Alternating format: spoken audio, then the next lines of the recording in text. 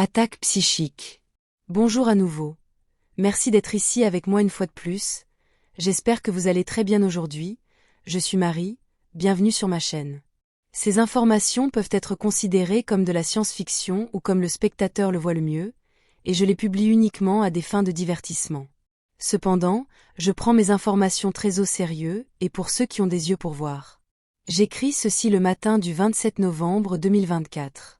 Attaque psychique ou attaque astrale, chaque expert autoproclamé dans le domaine définira ce qu'elles sont, et leurs différences, s'il y en a. Je définirai une attaque psychique comme venant d'une personne, entité ou groupe spécifique, tandis qu'une attaque astrale viendrait d'une source plus indéfinie dans les royaumes astraux, presque comme si elle venait de tout l'astral. Dans une société terrestre super contrôlée et axée sur le matérialisme, tout ce qui est psychique ou astral est considéré comme absurde, comme des sujets provenant d'idées païennes anciennes et retardées, associés à la sorcellerie et à d'autres systèmes de croyances non scientifiques provenant de personnes ignorantes, et qui sont basés plus sur la superstition que sur les faits. Bien sûr, je parle du niveau populaire et officiel de la société terrestre, car les personnes, les entités qui tirent vraiment les ficelles, sont bien conscientes de tout ce qui se passe dans l'astral, et dans une très large mesure, elles savent comment les choses fonctionnent là-bas, du moins jusqu'aux limites des petits recoins maléfiques de l'astral qu'elles utilisent. C'est l'une des principales raisons pour lesquelles elles ne veulent pas que les gens sachent que le côté astral est très réel, car cela diminuerait considérablement leur pouvoir de manipulation sur la société. Elles l'utilisent tout le temps à des fins personnelles, des politiciens de bas niveau jusqu'aux plus hauts échelons de la société. Plus un individu avec du pouvoir est élevé dans l'échelle sociale, plus il utilise des rituels ésotériques, astro et hideux, etc. En général, les scientifiques, les universitaires, les hommes d'affaires de haut niveau et les millionnaires ne croient pas ou n'utilisent rien d'astral ou d'ésotérique, mais les milliardaires et les personnes qui dirigent la Terre en coulisses le font, et ils utilisent leurs connaissances tout le temps. L'ensemble de la culture officielle et de la société terrestre, au niveau de la population, sont finalement dirigés par des moyens ésotériques, en utilisant le côté astral pour contrôler et manipuler les gens, au point qu'ils finissent par générer et manifester la réalité existentielle que ces contrôleurs veulent, et c'est la matrice de la Terre telle que nous la connaissons tous. Bien que vous puissiez expliquer comment la société terrestre est guidée et contrôlée par d'autres moyens, ces moyens ne sont pas en conflit avec le fait que l'humanité est sous un sort jeté par ces contrôleurs qui ont une connaissance massive du côté astral des choses, un sort qui ne permet pas à la grande majorité de la population de voir ou de comprendre la réalité au-delà de ce qui se passe dans leur vie matérielle quotidienne. Et c'est précisément pourquoi la plupart des gens sur Terre ne parviennent pas à reconnaître, encore moins à comprendre qu'une grande partie de ce qui leur arrive ne vient pas de causes dites normales ou logiques. Ils sont coincés dans une compréhension matricielle matérialiste qui les empêche de voir une réalité plus étendue qui les affecte chaque jour, et d'une manière encore plus forte que les explications soi-disant logiques de leurs événements quotidiens. Par conséquent, ils manquent de connaissances pour détecter, pour être conscients des choses qui les affectent depuis l'astral, ce qui inclurait les attaques psychiques et astrales. Encore moins ont-ils la capacité de les affronter, de les arrêter ou de les neutraliser.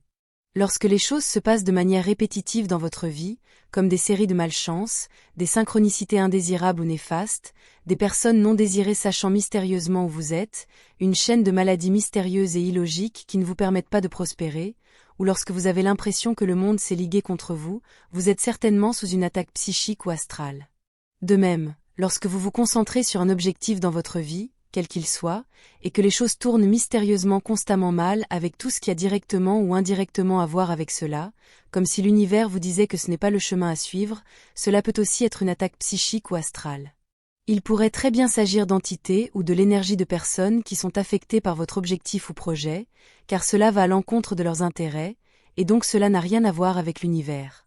Mais dans ce cas, les choses peuvent être délicates, car votre intuition, votre subconscient et inconscient, et si vous voulez que je le dise, vos guides spirituels également, peuvent en effet essayer de vous dire que l'un ou l'autre de vos plans n'est peut-être pas une si bonne idée. Encore une fois, plus vous vous connaissez vous-même, plus votre concentration est claire et les raisons pour lesquelles vous réalisez de tels projets et plans, plus vous en saurez sur ce qui est une attaque psychique ou non. Cela signifierait que quelque chose avec beaucoup d'énergie a décidé que, pour une raison quelconque, vous êtes une menace pour eux, car sinon, il n'y aurait aucun sens à gaspiller leur précieuse énergie à se concentrer sur vous. Les attaques psychiques et astrales peuvent générer beaucoup de peur chez ceux qui en souffrent car la source de l'attaque reste inconnue, donc apparemment, la solution l'est aussi. Cela génère des sentiments de désespoir et d'impuissance chez le sujet ciblé, ce qui se traduit par une peur intense et une désolation, ce qui ne fait en réalité qu'aggraver l'attaque en amplifiant ses effets. Une fois de plus, le problème est enraciné dans l'ignorance sur le fonctionnement du côté astral des choses. L'inconnu génère toujours de la peur, surtout s'il est perçu comme une menace, donc si la source et la raison de l'attaque restent cachées, le sujet ciblé tombera logiquement dans la peur et le désespoir.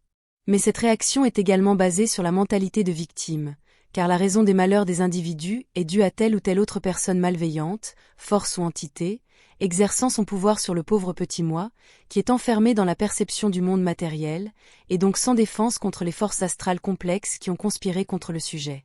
Pauvre petit moi est une expression rhétorique ici au fait. Une chose que vous devez savoir ici est que la source de l'attaque, l'identité de l'attaquant, n'a finalement pas d'importance dans ce cas avec les choses astrales. Vous n'avez pas besoin de savoir ce qui vous attaque, bien que cela puisse être utile dans certains cas, je ne le nie pas, mais en général, ce n'est pas nécessaire. Rappelez-vous que l'astral est une soupe de fréquences comme tout le reste, donc si quelque chose ou quelqu'un vous attaque depuis l'astral, cela signifie que cette entité concentre intentionnellement son énergie sur vous, mais elle ne peut pas vous affecter, elle ne peut pas vous atteindre si vous n'êtes pas en résonance vibratoire avec ce que l'entité transmet. Il est facile de voir de cette manière. Peu importe à quel point l'agresseur astral est intentionnellement concentré sur vous, peu importe à quel point il peut transmettre fortement son énergie sur vous, s'il n'y a pas de récepteur, il n'y a pas d'effet. C'est comme une station de radio puissante et intense. Peu importe le nombre de watts de puissance qu'elle peut avoir, s'il n'y a pas d'appareil réglé sur sa fréquence du côté du récepteur, il n'y a pas de communication, et il n'y a aucun effet sur l'autre côté. Cela signifie que vous avez un contrôle total sur toute attaque astrale qui pourrait vous être lancée. Pour que vous souffriez des effets d'une attaque psychique ou astrale, vous devez être en résonance vibratoire avec elle, alors demandez-vous pourquoi vous êtes vulnérable à ce qui vous dérange. La meilleure défense contre les attaques astrales et psychiques est votre contrôle concentré et conscient sur qui vous êtes. Contrôler votre vibration est encore une fois la clé ici. Comme je l'ai déjà dit, ce que vous imaginez dans le monde des vivants, dans le monde matériel, est réel et fort du côté astral. Rappelez-vous que les choses ont tendance à s'inverser, les règles sont différentes de l'autre côté, et je vous rappelle qu'au final tout est astral, y compris le monde matériel, car ce qui définit tout est la perception et la conscience. Donc, être conscient que vous êtes, ou du moins, pouvez être, sous une attaque psychique ou astrale, diminue grandement ses effets. Rappelez-vous que la peur est un grand amplificateur ici. Se parler à soi-même, affirmer votre pouvoir personnel et votre force, et l'idée que vous êtes invulnérable à cette attaque fonctionne, car ce n'est pas une illusion fantaisiste, comme la société terrestre l'a avec tant d'insistance et de conviction imposée à ses habitants, rappelez-vous qu'elle veut enfermer la perception des gens uniquement dans ce qui définit le monde matériel. Utilisez votre puissante imagination contre tout ce qui vous semble aller contre vous, ce qui vous convient fonctionne pour vous, imaginez un bouclier doré de lumière qui brûle tout le mal, est particulièrement utile, mais vous seul pouvez savoir ce qui fonctionne le mieux pour vous, si ce que vous décidez est bon, même s'il s'agit d'une amulette, ou de l'image mentale d'un panda en colère ou autre, si cela fonctionne pour vous, alors cela fonctionne. En ce qui concerne les amulettes, un symbole est chargé du sens que l'inconscient collectif lui a attribué, ainsi que du sens que vous lui avez attribué, pour le bien ou le mal, donc elles fonctionnent. Pour ma part, je préfère les pierres et les cristaux comme amplificateurs pour ma concentration et mon intention, car je les trouve plus personnels, car chacun est unique, et donc plus propre des idées et de l'énergie collective ajoutée. Je sens qu'ils détiennent mon énergie et celle de personne d'autre. Ce sujet est très vaste et je continuerai à partager ce que je sais avec vous et ce que j'apprends au fur et à mesure. Un mot de prudence ici. Notre esprit conscient n'est pas aussi fort que notre subconscient et inconscient, je sais que c'est un fait triste, donc nous pouvons être en résonance avec des choses indésirables même si nous nous concentrons sur nous protéger, donc une fois de plus nous contrôlons notre vibration, moins les choses externes peuvent nous affecter, et cela inclut les attaques astrales et les tracas quotidiens normaux également. Ensuite, nous avons le problème supplémentaire que si des entités, astrales ou vivantes, veulent vous atteindre et que vous avez réussi à vous défendre efficacement, elles sont assez intelligentes pour chercher patiemment une faiblesse en vous, dans votre bouclier mental, et même dans votre caractère, et ensuite l'exploiter à leur convenance. Par exemple, s'ils ne peuvent pas vous empêcher de travailler sur un projet qu'ils ne veulent pas parce qu'il est contraire à leurs intérêts, ils peuvent trouver une faiblesse physique en vous, qui fait que vous êtes en adéquation vibratoire avec le fait de tomber très malade, et donc de cette manière ils peuvent vous empêcher de continuer avec votre projet, cette fois indirectement.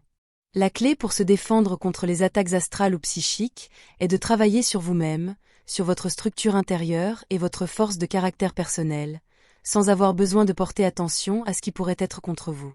Rappelez-vous, plus vous êtes grand et puissant, plus il y aura de personnes et d'entités, astrales ou non, contre vous.